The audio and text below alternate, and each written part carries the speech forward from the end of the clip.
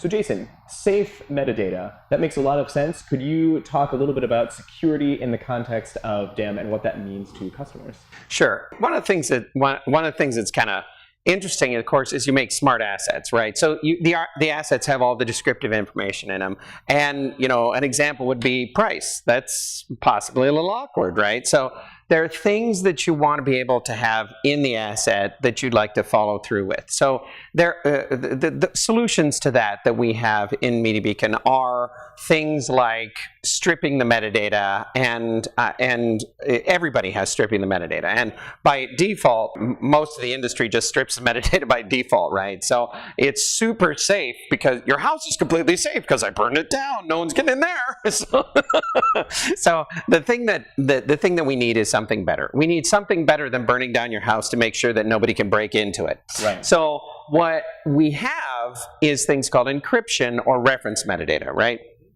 So the asset managers need to be able to encrypt individual fields and encrypt them at rest, right? So in other words, when they're sitting on the disk drive, when they're being moved around, if I didn't give you the key, you have no idea what that metadata is. You can see that data, but you can't read it. So that's how commerce works. That's how the web works. That's how all of the things that we know and trust work, is that it uses encryption.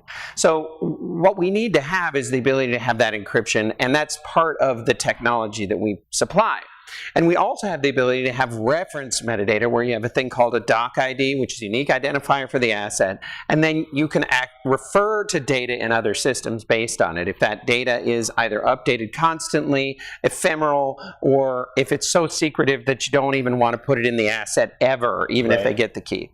So we need to get away from what the industry does right now, which is burn your house down to support security, and we need to make sure that we have the metadata in a format that can actually be encrypted or referenced. Does that make sense to you? Yeah, that makes sense. You want to be able to have the data with the file, make sure that the data is accessible to who it needs to be accessible to. Right, and so the thing that's cool is that if I'm using Durable Smart Assets with safe encrypted metadata, I can pass you a set of 10,000 files. You can work on them, and then I can pull them back, and I can know of those 10,000 files, I have 20 of them that are super, super secret that I can't ever give to anybody else, right? But I don't have to reattach that metadata or figure out some process of naming the file.